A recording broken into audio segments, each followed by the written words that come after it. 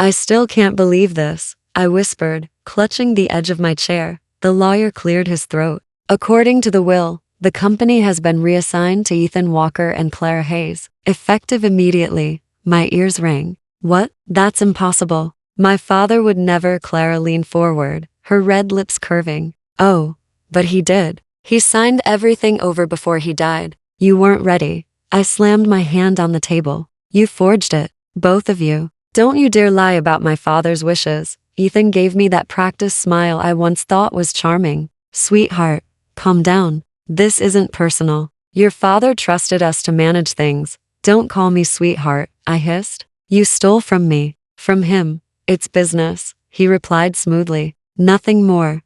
I turned to Clara. You were my cousin, my sister in every way. And you stabbed me in the back? Clara tilted her head. You always thought you deserved everything just because you were his daughter. But business isn't about blood. It's about competence. My chest tightened. Competence? My father spent years teaching me. You were never there. Ethan leaned back. Enough. The decision is final. You can take whatever personal items are left. But the company, the accounts, the properties, they're ours now. I could barely breathe. I don't believe you. I want proof. The lawyer shifted uncomfortably. The documents have been verified. Everything is legal. Tears stung my eyes. Legal doesn't make it right. Ethan's voice softened, but it cut like a knife. Look, I didn't want you to find out like this. Clara and I were also engaged. We thought it was best to tell you now.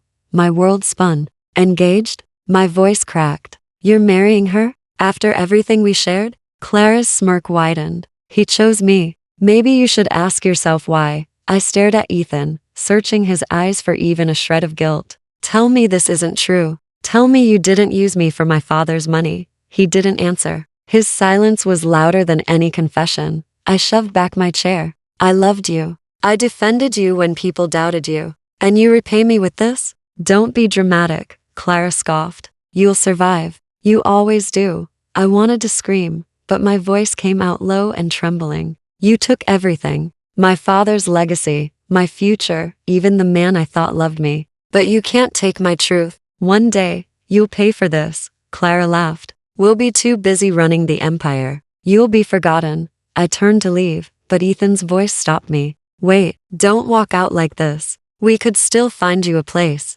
Maybe a smaller role. It's better than nothing. I faced him, my heart breaking into pieces. You don't understand. You've already given me nothing.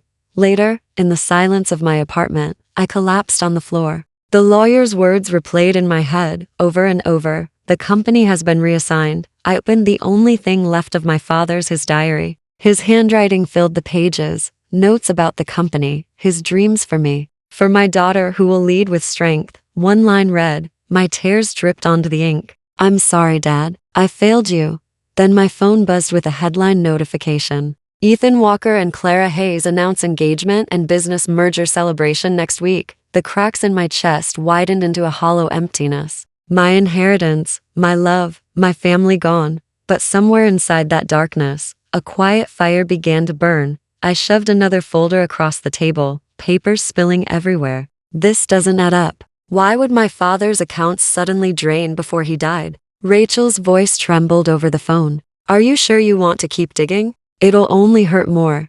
I need the truth, I muttered, flipping through statements. My chest pounded as I read. Look at this, large transfers to Ethan's name months before my father passed. He planned this.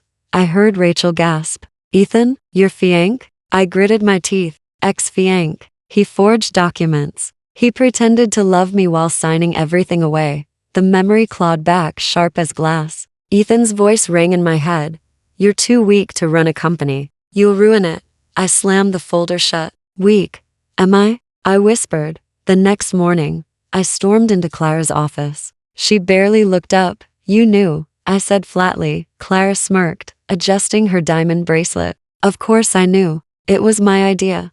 My fists clenched. How could you? We grew up together. You were like my sister. She laughed. Sisters? Don't flatter yourself. You were the spoiled princess who thought the empire would fall into her lap. It wasn't mine by chance. My father raised me to lead. You stole what was meant for me. Clara leaned back, her eyes glinting. You don't deserve it. You can't even control your emotions, let alone a company. Uncle Martin always said so. Uncle Martin? My voice cracked. He knew about this? She shrugged. He supported me. He always thought I was smarter than you. My stomach dropped. So it was family betrayal from both sides? Call it strategy, Clara purred. You were too naive. Ethan saw it. I saw it. We just took the opportunity.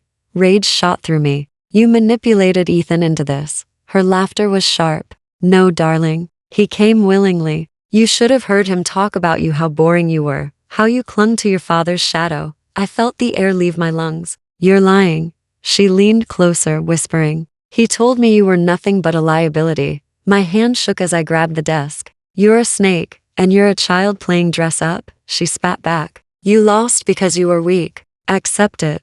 I forced myself to stand tall. No, I lost because I trusted the wrong people. That mistake won't happen again. Clara rolled her eyes. Don't make threats. You'll embarrass yourself. I smiled bitterly. You think humiliation will break me? It only sharpens me. Her brows arched. Still clinging to pride? How adorable. I turned to leave, but I couldn't resist one last blow. Enjoy the empire while it lasts, Clara. Thieves never hold power for long. She called after me. Careful, cousin. Empty words won't save you.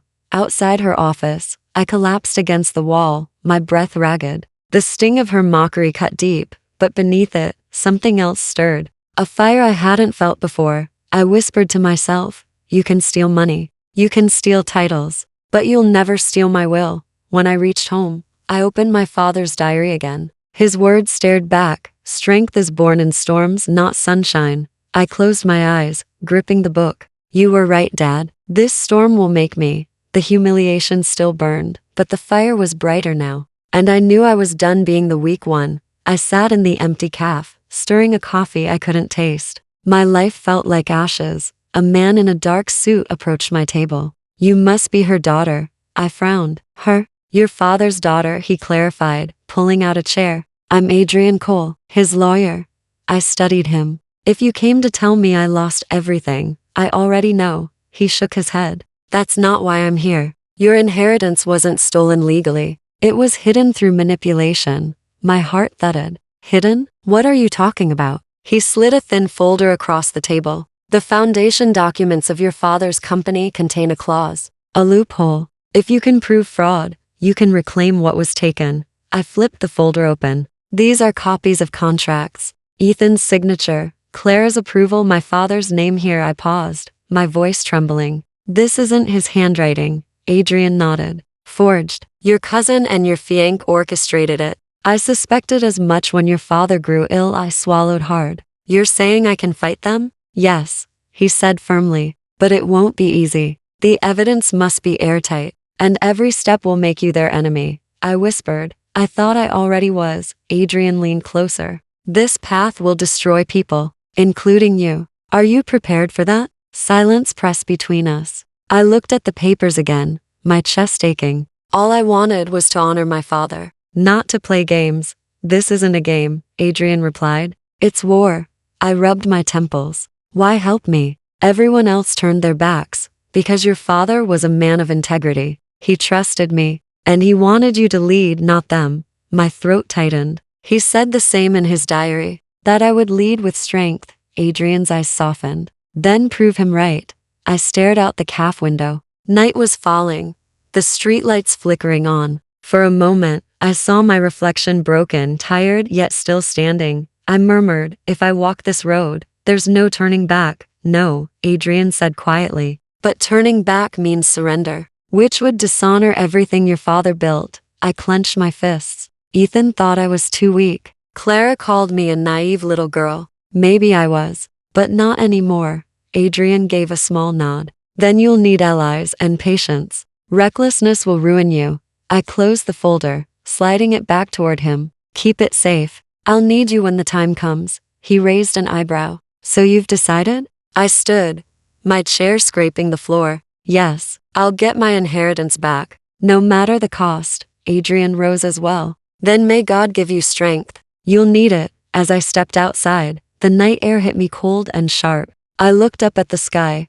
whispering into the darkness, Dad, I'll fight for what's ours. I won't let them win. And for the first time since losing everything, I felt something stir inside me. Not grief, not fear, but resolve. The glass doors slid open, and my reflection stared back at me, tired eyes, clenched jaw. I whispered under my breath, "Swallow your pride. Walk in." At the reception desk, a woman smiled politely. "Name?" I forced a steady tone. "I'm here for the assistant position." Clara Hayes approved it. Her smile faltered when she heard Clara's name. She nodded quickly. "Take the elevator to the 10th floor." The elevator ride felt endless. When the doors opened, the company's logo gleamed across the wall. My father's legacy now branded with Ethan's name. I walked into the office area. Clara's voice cut through the air. "Look who decided to show up." I froze. She was leaning against Ethan's desk, her arm draped over his shoulder like she owned him and everything else. Ethan barely glanced up. "So you came after all." I swallowed the bitterness in my throat. "I said I would." He gestured lazily toward a desk in the corner. "That's yours. Paperwork and schedules. Don't overcomplicate it." I clenched my fists. "Understood." Clara sauntered over, her heels clicking like a countdown to my humiliation. "You should be thankful we left you a job. Many wouldn't be so generous." I forced a thin smile. "Generous is one word for it." Her smirk widened. "Try not to embarrass yourself. We don't want clients thinking we hire incompetence." I leaned closer, my voice low. "Don't worry. I'll be silent. For now." Her eyes narrowed, but Ethan waved her off. "Clara, stop. She knows her place." The words sliced through me, but I kept my face calm. "Yes, I know exactly where I stand." Rachel, the secretary I had spoken to once before, passed by with a stack of files. She whispered, "Hang in there," before hurrying away. I sat at my desk, every movement mechanical. Clara's laugh echoed across the room as she kissed Ethan's cheek. "You've done well," she purred. Ethan chuckled. "It's easy when everything falls into place." I pretended to type, though my nails dug into the keyboard. "Everything falls into place?" "Not forever." Hours passed. Papers piled on my desk, but the real weight was their presence. Ethan's voice barked orders. Clara's laughter cut through the air like glass shards. At T1 point, Ethan strolled by my desk. "Adjust the schedule for tomorrow's investors meeting." I kept my eyes on the screen. "Already done." He paused, clearly annoyed by my composure. "Good. At least you're not completely useless." I finally looked up. "You'll see how useful I can be." He smirked, mistaking my words for compliance. "That's the spirit." When he walked away, Clara leaned close again, whispering like venom. "Remember, cousin, you're only here because we allowed it." I whispered back, almost inaudible. "One day, you'll choke on those words." Her smile faltered for a split second, but she quickly recovered. "Dream on." As the office lights dimmed at the end of the day, I packed my bag slowly. My hands shook, but not from weakness, from restraint. Walking out through those glass doors, I told myself, "You entered their den today. Tomorrow, you start tearing it down from the inside." Adrian's voice was calm but sharp. "These contracts don't add up. See here, the transfer dates overlap with your father's hospital stay. He couldn't have signed this." I leaned over the papers spread across my kitchen table. "Then who signed it?" He tapped Ethan's initials. "Someone forged it. Most likely Ethan. Maybe Clara helped."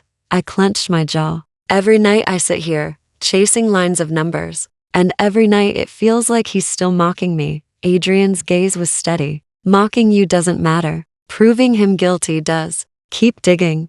I flipped another folder. Emails, bank records, schedules. He left trails everywhere. "I just have to find them." Adrian sighed. "Be careful. Revenge can blind you." I whispered, "This isn't just revenge. It's justice. For my father." The next day at work, Rachel slid a file onto my desk. "You didn't get this from me." I frowned. "What is it?" "Internal expense reports," she muttered. "Ethan approved payments that don't match the books. Half the staff sees it, but no one dares speak." I lowered my voice. "Why are you helping me?" She looked around nervously. "Because this company isn't his. Everyone knows it. Your father built it. Ethan's arrogance is tearing it apart." Her words sent a strange ache through me, half pain, half hope. "Thank you, Rachel. I won't forget this." She squeezed my hand briefly. "Just be careful. If they find out you're looking into this, you'll be out before lunch." That night, Adrian joined me again. Papers covered the table like a battlefield. I pointed at a highlighted line. Look, funds moved from the research budget into Clara's personal account. How did no one notice? People did, Adrian said grimly. They stayed silent. Fear is powerful. Then I'll be louder. I shot back. He raised an eyebrow. Louder gets you killed in business. Smarter gets you the company. I leaned back, rubbing my temples. Sometimes I wonder, am I becoming someone my father would hate? He wanted me to lead with strength, not bitterness. Adrian's tone softened. Strength isn't softness. It's doing what must be done, even if it costs you. I looked down at my father's diary lying open beside the files. He wrote that storms reveal true leaders. Maybe this is my storm. Adrian nodded slowly. Then weather it. Don't drown in it. The following week, whispers followed Ethan through the halls. Employees avoided his gaze, but when they looked at me, I saw quiet respect. At a tea lunch, one older man murmured, "Your father would have been proud." I froze. Why do you say that? Because you're still here, he said simply, before walking away. That night, I told Adrian, they're starting to see it too. The cracks, the arrogance. They don't trust him, he replied. Good. Trust is currency. Gather it, and you'll have more power than his money. I clenched the folder in my hands. One day, Ethan will realize the empire he flaunts was never his. It was mine, and I'm taking it back. Adrian gave me a long look. Just remember, the higher you climb, the further you can fall. I whispered to myself, then I'll climb carefully. But I will climb. That night, staring at the mountain of documents, I felt my father's presence in every line of ink. The anger in me hadn't cooled, it burned hotter. But now, it had purpose. I wasn't just collecting evidence. I was planting the first seeds of his downfall. The office was nearly empty when I felt someone step into my path. Ethan's voice slid through the silence. Working late again? You've been dedicated lately. I stiffened. What do you want? He gave a mock frown. Can't a man check in on an old friend? I turned back to my desk. We stopped being friends the moment you stole everything. He chuckled softly. Always dramatic. I came to make sure you weren't plotting anything. It'd be a shame if you caused trouble. I spun around, glare sharp. Trouble? Like forging signatures? Like marrying my cousin with my money? His smile thinned. Careful. You're still here because I allow it. Don't mistake patience for weakness. My chest burned. Your patience? This company was my father's. You're the thief playing king.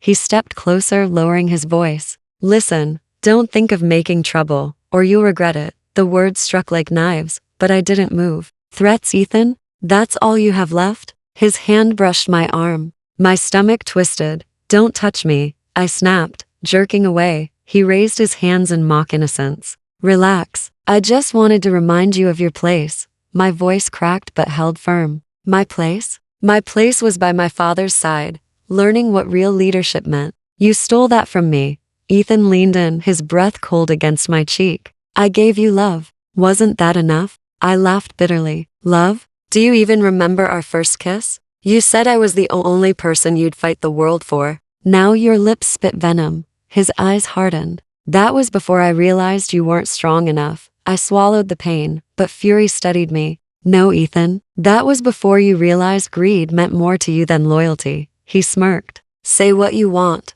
But I won. You lost. I held his gaze. For now. For a second, his expression flickered, but then he sneered. Be smart. Don't push me.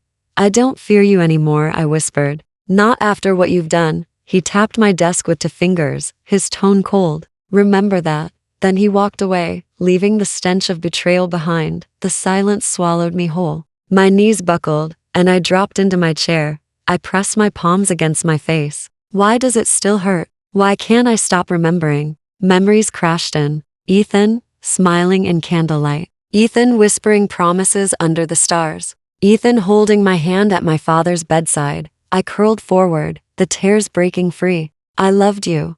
I choked out. And you destroyed me. Minutes blurred into hours. My chest heaved with sobs until there was nothing left but emptiness. Finally, I lifted my head, staring at the dim glow of my laptop screen. My reflection looked hollow, broken but alive. I whispered, You thought you killed me, Ethan, but you only changed me.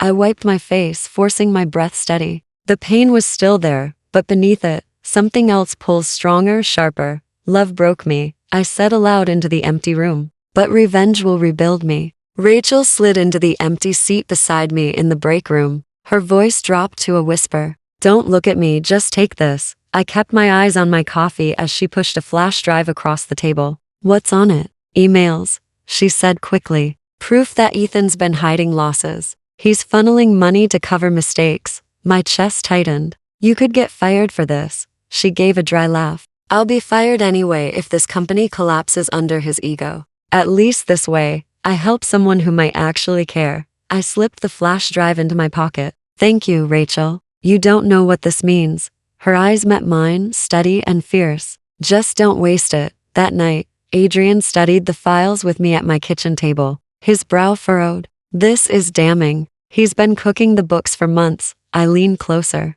Then we strike now. We expose him before he buries everything. Adrian shook his head firmly. No, if you move too fast, they'll bury you instead. You need patience. My voice rose. Patience? He's bleeding the company dry while Clara smiles like she's already queen. How can I just sit and watch? Because war isn't won in one battle, Adrian said. You need allies. Evidence is powerful, but people's trust is what will carry you. I pressed my hands into the table, trembling. Patience feels like suffocating. Better suffocation than execution, he replied. I closed my eyes, forcing my breathing steady. Fine, then I'll wait. But not forever. 2 days later, I found myself in the elevator with Mr. Lewis, one of the senior board members. He glanced at me, then at the floor numbers. You look like your father, he murmured. I blinked. You knew him well? Worked beside him for 20 years, he said softly. He valued honesty above all else.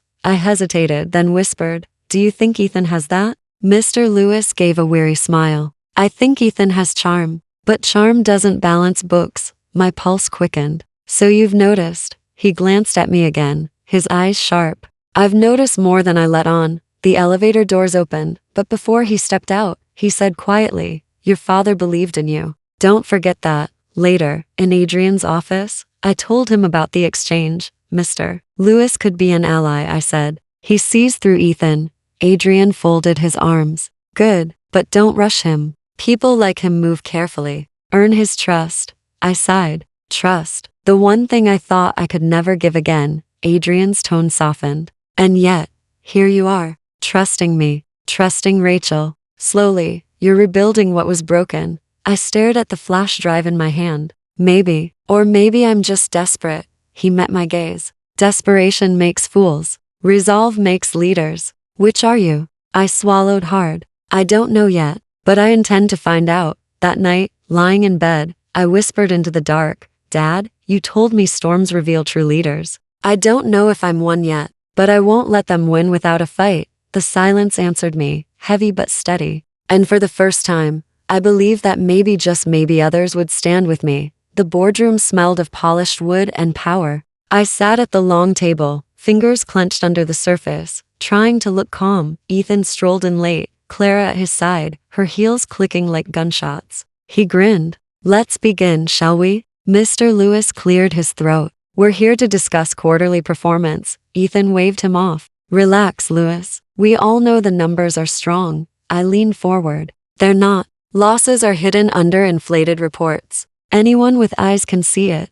The room fell silent. Ethan smirked. Ah, the forgotten daughter speaks. My stomach nodded. I'm not forgotten. I'm ignored. There's a difference. He chuckled. Ignored for good reason. You don't belong here, sweetheart. This is business, not bedtime stories from Daddy. Heat flushed my face, but I forced my voice steady. My father built this company. I have every right to be here. Clara's laugh cut through the room. Every right? You barely keep up with clerical work. Maybe leave strategy to adults. Mr. Lewis frowned. Let her speak. Ethan raised his hand. No need, Lewis. She's only here because of sentiment. Everyone knows she doesn't have the spine for real leadership. I gripped the edge of the table until my knuckles whitened. You underestimate me. He leaned closer, voice dripping poison. No, I remember you, crying at your father's funeral, begging me to stay. You're soft, weak, you'll never change. Clara leaned toward me, whispering just loud enough for others to hear. Leave before you embarrass yourself further. My throat tightened, tears threatening. I wanted to scream, but I swallowed it down. I'm not leaving, I said quietly. Ethan smirked. Stubborn. I'll give you that. But stubbornness doesn't save companies. It ruins them. That's why your father trusted me, not you. I snapped, my voice sharp. Trusted you? He tolerated you. He knew loyalty meant nothing to you. Gasps circled the table. Ethan's jaw tightened. Careful, Mr. Lewis's voice broken. She has a point. These losses enough. Ethan barked. This meeting is about results, not her tantrums. Clara leaned back, smirking. See, she doesn't belong. Why waste our time? I forced myself to sit straighter. Say what you want. Every insult, every sneer, I'm recording it here. I tapped my temple. And one day, I'll use it. Ethan laughed, though his eyes flashed uneasily. Empty threats. You'll never touch me, Clara whispered again as I gathered my papers. Run along, cousin. Watch from the sidelines while we rule. My hands trembled as I pushed back my chair. The scrape of wood against tile echoed louder than words. I walked out, every step heavier than the last. My vision blurred, but I refused to let them see me cry. In the empty hallway, I pressed my palms to my face. My breath shook. The forgotten daughter. Weak, soft. Their words sliced deeper than knives. For a moment, I almost believed them. Almost. But then I saw my father's photo flash in my memory. His steady eyes, his firm hand on my shoulder. I lowered my hands, whispering, if they want a weak girl, my tears dried. My voice hardened. I'll show them a woman who burns empires. The fluorescent lights hummed above me. But inside, something louder roared, awake and yielding. Unstoppable. This wasn't humiliation. This was ignition. Adrian's voice was steady as he handed me the flash drive. Once you leak this, there's no turning back. I clenched it in my palm. Good. I don't want to turn back. Be careful what you wish for, he warned. This will bring chaos. I met his eyes. Then let the chaos begin. The following morning, I sent the evidence to every board member. Minutes later, whispers rippled through the office. Phones buzzed, screens lit up, footsteps rushed in every direction. Rachel appeared at my desk, eyes wide. What did you do? I kept my voice low. The truth, nothing more. She leaned closer. Everyone's talking. The board is furious. Investors are already calling. I felt the tremor in my chest, half fear, half exhilaration. Good, let them choke on it. By noon, the boardroom was a battlefield. Mr. Lewis slammed the documents on the table. These losses were concealed deliberately. Ethan explained this. Ethan's face drained of color, but he forced a laugh. This is a misunderstanding. Temporary adjustments. All companies do it. I spoke up. Temporary adjustments? Millions funneled into empty accounts? That's theft. Ethan shot me a glare. You dare accuse me in front of them? Yes.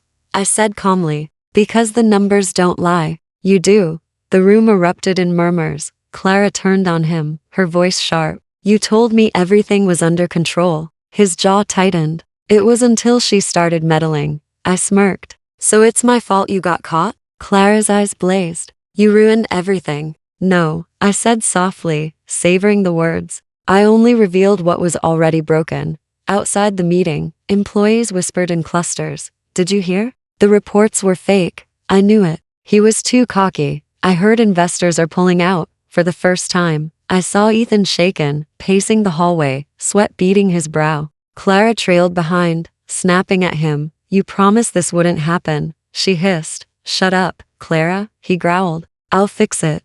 You can't fix this. She spat. You're arrogant. Always were. Their unity cracked before my eyes, and it felt like victory. Rachel found me by the elevators. I don't know how you did it, but the staff are talking. Some even hope you'll take over. Her words sent a rush through me. Hope is dangerous. She tilted her head. So is silence. And you've broken it. That night, Adrian poured us each a glass of water. You've struck the first blow. How does it feel? I stared at the glass in my hand. Like I can breathe again. Like I'm not invisible anymore. He studied me carefully. And guilt? I hesitated. It's there. Watching Ethan unravel, seeing Clara turn on him, it should feel pure. But it doesn't. Adrian leaned back. Justice always dances with vengeance. Sometimes they're indistinguishable. I looked down. Am I becoming someone my father would hate? Or someone he'd be proud of? His answer was quiet. Only you can decide that.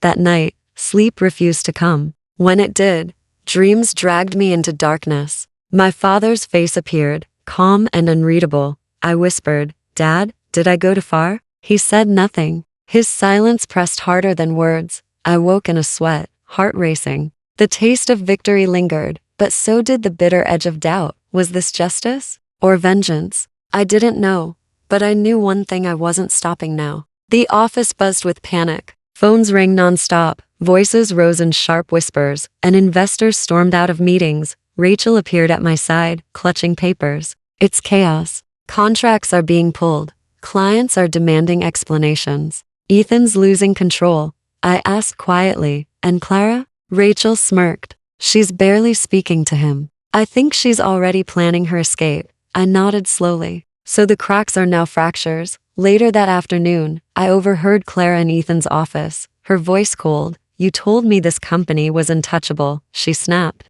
"Now investors are fleeing like rats from a sinking ship." Ethan's voice was rough. "I can fix it. I just need time." "Time?" Clara scoffed. "We're bleeding money." I didn't sign up for failure. My pulse quickened. Didn't sign up for failure? She never loved him, just the fortune. Ethan growled. "You're not leaving me now, Clara? Not when things are difficult." She laughed bitterly. "Watch me." That evening, I found Ethan pacing the hallway alone. His tie hung loose, his eyes wild. He saw me and sneered. "Happy now? You got what you wanted." I stepped closer, my voice calm. "What I wanted was the truth. You did this to yourself." His fists clenched. "You think you're better than me? You think you deserve this empire?" "I don't think," I replied sharply. "I know, because I didn't steal it. My father built it. You only tore it down." His face reddened. "You ungrateful," I cut him off. "Ungrateful? You used my love, my trust, my name. You built nothing, Ethan, nothing. You only stole." He froze, the words slicing deeper than any scream. I leaned closer, whispering so only he could hear. "And now, it's over." For the first time, Ethan had no answer. His silence was heavier than all his lies. I stepped back, watching his mouth open and close, but no words came. His shoulders sagged as if the weight of his empire finally crushed him. Clara appeared behind me, her voice dripping with disdain. "Look at you, pathetic. I'm not going down with a sinking ship." Ethan spun toward her. "You can't just walk away." "I can," she snapped. "You're nothing without money, Ethan. And right now, you have none." He staggered, gripping the wall. "Clara, please." Her laugh was sharp. "Save your begging for someone who cares." She stormed past him, heels clattering down the hall. Ethan's eyes darted back to me, filled with fury and desperation. "You planned this. You turned her against me." I shook my head. "No, you did that all on your own." He reached for me, but his hand fell uselessly to his side. "I loved you once." I met his gaze, steady, and I almost believed it. "But love poisoned by greed isn't love at all." His face crumpled, and I turned away before the sight could soften me. As I walked out into the cool evening air, I breathed deep. For the first time in months, the air didn't choke me. I whispered, "The man I once loved is gone. What's left is just a stranger who destroyed himself." The city lights flickered ahead, and for the first time, they felt like beacons instead of walls. Ethan's silence, his downfall, his ruin, those were my final answers, and they were sweeter than any words he could have spoken. The boardroom was tense, the air heavy with anticipation. Mr. Lewis cleared his throat. "We need stability. This company can't afford more chaos." Another board member muttered. "Ethan's finished." "Investors want reassurance." I sat quietly until Mr. Lewis looked at me. "We vote tonight. Interim CEO. The question is, do we trust her?" Ethan's empty chair mocked me from across the table. Clara's name had already vanished from the records. I steadied my voice. "You don't have to trust me. Trust the work. Trust the legacy my father left. I'm not here for vengeance anymore. I'm here to rebuild what was broken." Murmurs spread. Finally, Mr. Lewis raised his hand. "All in favor?" Hands lifted, one by one. My breath caught when the final tally was spoken. Appointed. Interim CEO. After the meeting, Adrian found me in the hall. His eyes softened. "Congratulations. It's yours again." I let out a shaky laugh. "Mine, but in ruins." He smiled faintly. "Then you rebuild." I rubbed my temples. "It feels heavy. Not like victory. More like responsibility." "That's leadership," Adrian said. "It isn't about punishment. It's about giving people a reason to believe again." The next morning, I walked through the office not as an assistant, not as a shadow, but as the head of the company. Rachel was the first to greet me. "Good morning, Miss Hayes." "Sorry, I smiled. "Call me what you always have. Titles don't matter." She exhaled with relief. "Then good morning. Everyone's watching you today." "I know," I whispered. "And I won't let them down." As I passed rows of desks, people looked up. Not with pity, not with doubt this time, with something new. Respect. One employee muttered to another. "She's different now." Different, yes. Burned, broken, but still standing. In my new office, the one that had once been Ethan's, I ran my fingers across the desk. My father's portrait leaned against the wall where Ethan had shoved it aside. I whispered, "I brought it back, Dad, but now I have to keep it alive." Adrian entered quietly. "You'll be tested. Every day. Investors will pressure you, employees will doubt, and memories of Ethan's mess will haunt you." I nodded. "And if I fail?" "You won't," he said firmly, "because you know what loss feels like. You won't waste this chance." Later, in a staff meeting, I faced the employees directly. "I won't pretend the company isn't in crisis," I began. "It is, but I also won't pretend I don't care. My father built this from nothing. He believed in fairness, in loyalty, in strength. That's what I'll bring back. If you stand with me, we can rise from this." The room was quiet until Rachel started clapping. Slowly, others joined. A sound that wasn't loud, but steady like a promise. That evening, when the building emptied, I stayed behind. The city lights glowed beyond the glass windows, and the silence felt different now. Not lonely, but heavy with purpose. I whispered, revenge was never the end. This was the goal all along. The weight on my shoulders pressed down, but beneath it, a fire warmed me. Hope, responsibility, legacy. I touched my father's photo on the desk. "I'll lead, Dad, not with hate, but with strength. You'll see." For the first time, the ruins didn't look like the end. They looked like the beginning. I was in my office when Rachel entered, her voice low. "He's here, Ethan. He wants to see you." I looked up from the reports. Why would I ever want to see him? Rachel hesitated. "He looks broken, like a man who's lost everything." I stood slowly. "Good, send him in." The door opened, and Ethan stepped inside. His suit was wrinkled, his eyes hollow. For a moment, I barely recognized him. He whispered, "You've won." I leaned back in my chair. "No, Ethan, you lost all on your own." He sank into the seat across from me. "Clara left. She took what little money I had left. She never cared about me."